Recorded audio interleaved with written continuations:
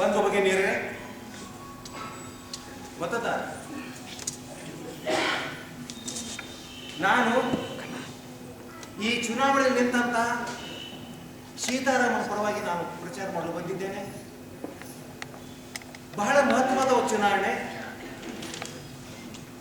ಈ ಚುನಾವಣೆಯಲ್ಲಿ ಸೀತಾರಾಮನ್ ನಿಂತಿದ್ದಾರೆ. ಸೀತಾರಾಮನ ವಿರುದ್ಧವಾಗಿ ಗಾಂಧಿ ನಿಂತಿದ್ದಾರೆ. ಗಾಂಧಿ ಜೀವಂತ ಇಲ್ಲ ಅಂತಂದ್ರೂ ಗಾಂಧಿ ನಾನೇ ಅಂತ ಬಂದಿದ್ದಾರೆ.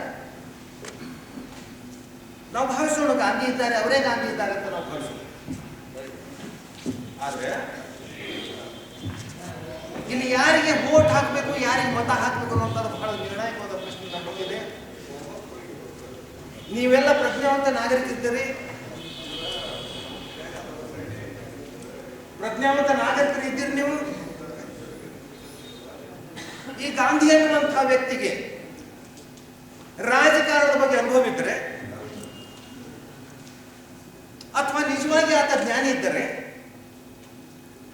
ಭಾರತ ಸ್ವಾತಂತ್ರ್ಯವಾದ ನಂತರ ಮಹಾತ್ಮ ಗಾಂಧಿ ಅವರನ್ನು ಯಾಕೆ ಪ್ರಧಾನಮಂತ್ರಿ ಮಾಡಲಿಲ್ಲ?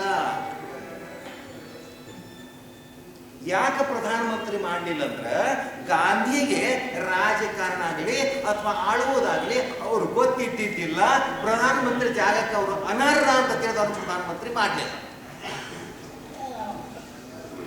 ಆಗ ನೆಹರು ಮಾಡ್ರು, ಗಾಂಧಿ ಮಾಡಲಿಲ್ಲ. ಇನ್ನೊಂದು ವಿಷಯ ನಾನು ಹೇಳ್ತೇನೆ. ಇವತ್ತೇನು ಪಾಕಿಸ್ತಾನ ಮತ್ತು ಭಾರತ ಅನ್ನುವಂತಹ ಎರಡು ಆದಾಗ್ಯ ದೇಶಗಳು, ಇದಕ್ಕೆ ಕಾರಣೀಭೂತ ಆದವರು ಬೇರೆ ಅಲ್ಲ, ಅದೇ ಗಾಂಧಿ ಕಾರಣೀಭೂತ.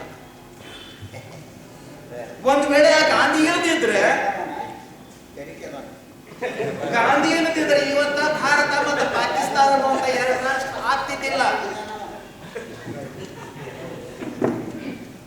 ಅದಕ್ಕೆ ಇವತ್ತು ಪಾಕಿಸ್ತಾನ ನಿರ್ಮಾಣಕ್ಕೆ ಯಾವ ಪ್ರಕಾರ ಗಾಂಧಿ ಕಾರಣ ಆದರು.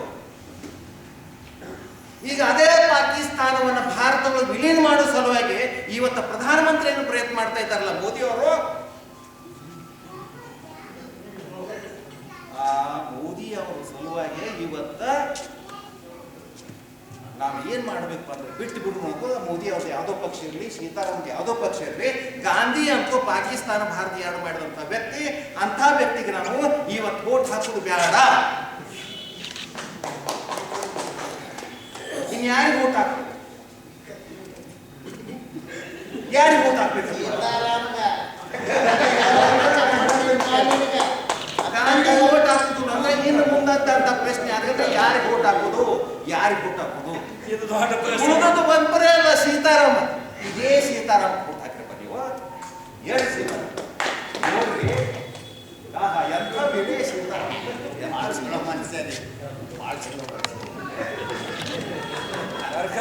ಸೀತಾರಾಮನ ಹತ್ರ ಯಾರಾದ್ರೂ ಒಂದು ವ್ಯಕ್ತಿ ಹೋಗಿ ನನಗೆ ಸಹಾಯ ಮಾಡ್ರಿ ಅಂದ್ರೆ ಇವತ್ತು ಎಷ್ಟೋ ₹1,000 ಕೊಡಬಹುದು, ಎಷ್ಟೋ ಲಕ್ಷ ಕೊಡಬಹುದು, ನಿಮಗೆ ಏನು ಬೇಕಾದ್ರೆಲ್ಲ ಕೊಡಬಹುದು.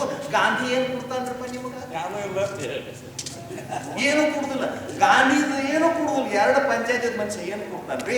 ಆದ್ರೆ ಇವ್ರು ನೀವು ನಂಬ್ರಿ, ಅದೇ ಗಾಂಧಿ ಕೊಡ್ತಿದ್ದು ನೋಟ್ಗಳು ಕೊಡ್ತಾರೆ ₹2,000. ಅದಕ್ಕೆ ದಯಮಾಡಿ ನೀವು ಕೊಡ್ತಾರೆ. ಇಂಥ ಒಂದು ಮಹಾನ್ ವ್ಯಕ್ತಿ, ಬಹಳ ಮಹಾನ್ ವ್ಯಕ್ತಿ. ಹೆಣ್ಮಕ್ಳ ಬಗ್ಗೆ ಅಂತೂ ಬಹಳ ಕನಿಕರ, ಬಹಳ ಅಭಿಮಾನ. ಮನೆಗೆ ಹೋಗಿ ಯಾವ ಹೆಣ್ಣು ಮಕ್ಕಳ ಬಗ್ಗೆ ಅವ್ರಿಗೆ ಅವ್ರ ಆಶೀರ್ವಾದ ಮಾಡ್ತಾರೆ. ಹಂಗೆ ಬಿಟ್ಟಿಲ್ಲ. ಎಷ್ಟೋ ಸಂಸಾರಗಳನ್ನು ಅವರು ರಚನೆ ಮಾಡಿದ್ದಾರೆ. ಎಷ್ಟೋ ಸಂಸಾರ ಅವರು ಕೇವಲ ನಮ್ಮ ಕ್ಷೇತ್ರವನ್ನು ಅಷ್ಟೇ ಮುಂದೆ ತಂದಿಲ್ಲ, ಆ ಕ್ಷೇತ್ರದಂತ ಎಷ್ಟೋ ಹಿಡಿಯರಿಗೂ ಕೂಡ ಮುಂದೆ.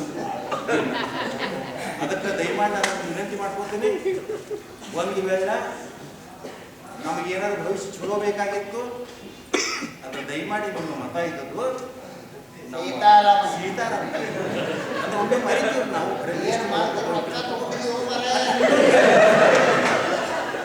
ಇನ್ನೊಂದು ಏನಂತ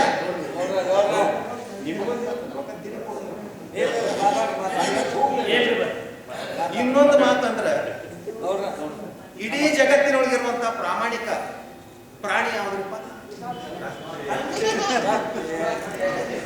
ಅದಕ್ಕೆ ದಯಮಾಡಿ ಆ ಕತ್ತಿಗೆ ಮತ. ಯಾಕಂದ್ರೆ ಕತ್ತಿಗೆಲ್ಲರೂ ಓಟ್ ಹಾಕಿರಿ ಸೀತಾರಾಮ್ ಹಾಕಿದಂಗ.